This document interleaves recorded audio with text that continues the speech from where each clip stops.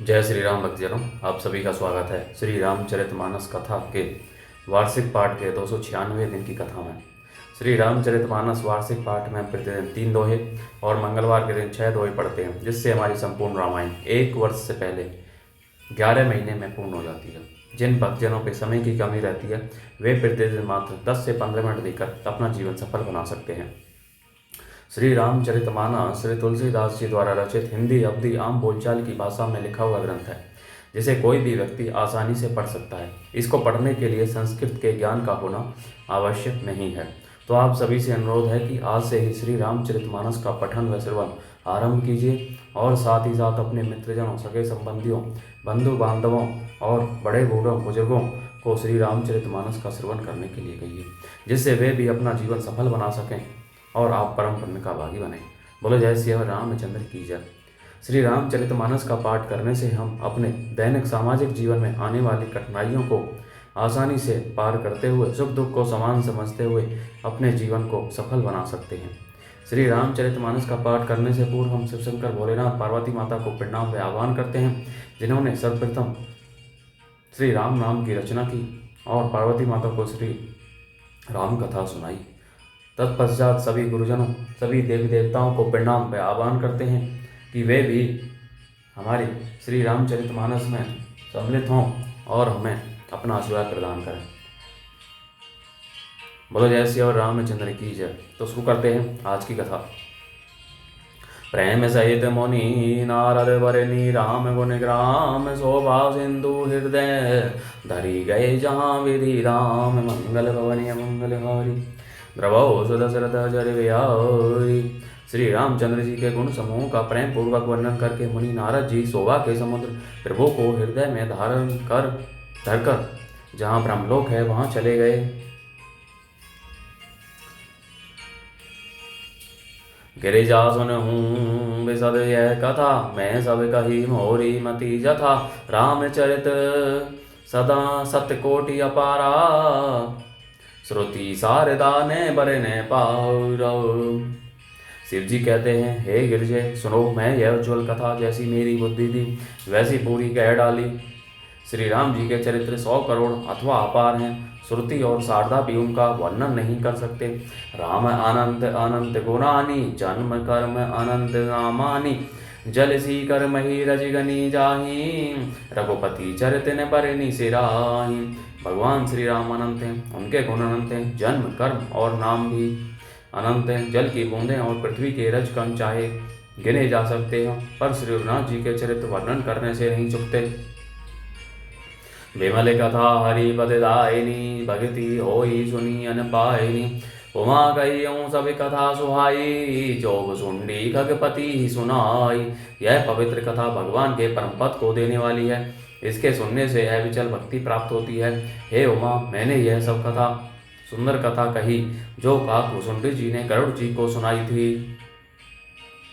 कछु के राम गुण कहे बखानी, अब कहा कहूँ सो गयो भवानी।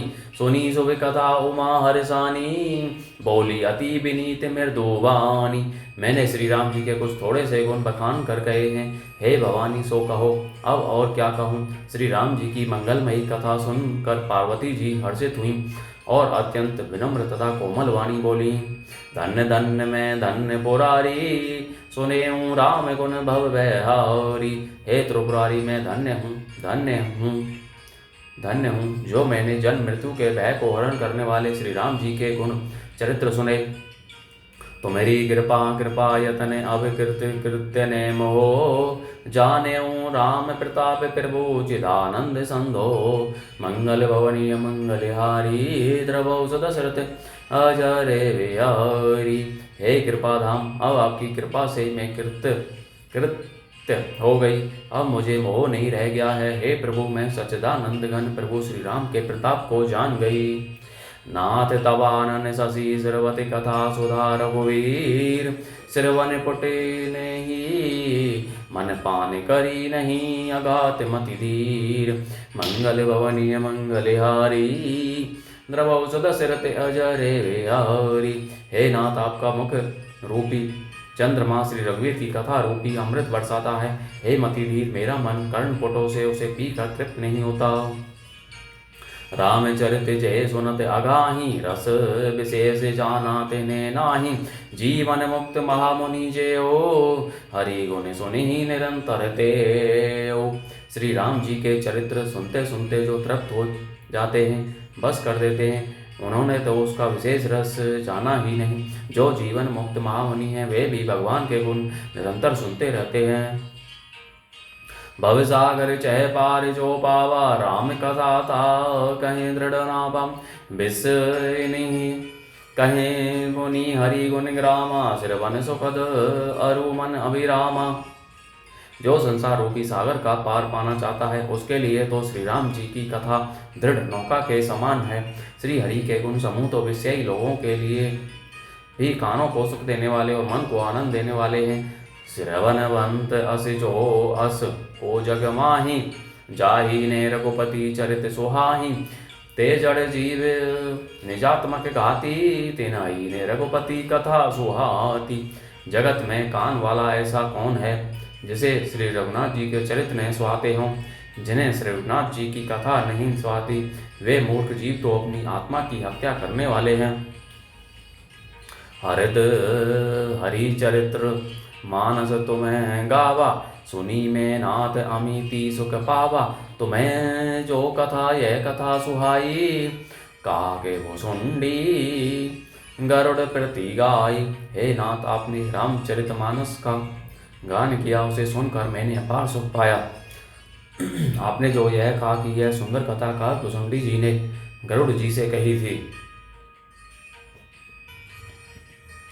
वृद्धि ज्ञान विज्ञान दृढ़ राम चरण अति नेहे, बायस तन रघुपति भगति मोहि परम संदेह। मंगल भवनीय मंगल हारी, द्रवौ दशरथ अजर बिहारी। सो कोय का शरीर पाकर भी काक भुसुंडी वैराग्य ज्ञान और विज्ञान में दृढ़ है। उनका श्री राम के चरणों में अत्यंत प्रेम है और उन्हें श्री रघुनाथ जी की भक्ति भी प्राप्त है। इस बात का मुझे परम संदेह हो रहा है। नर सहस्त्र महे सुनहु पुरारी, को एक होई धर्म व्रतधारी। धर्मशील कोटिक महे कोई, विश्य विमुख विराग रत होई। हे त्रिपुरारी सुनिए, हजारों मनुष्यों में कोई एक धर्म के व्रत का धारण करने वाला होता है और करोड़ों धर्मात्माओं में कोई एक विषय से विमुख, विषयों का त्यागी और वैराग्य परायण होता है।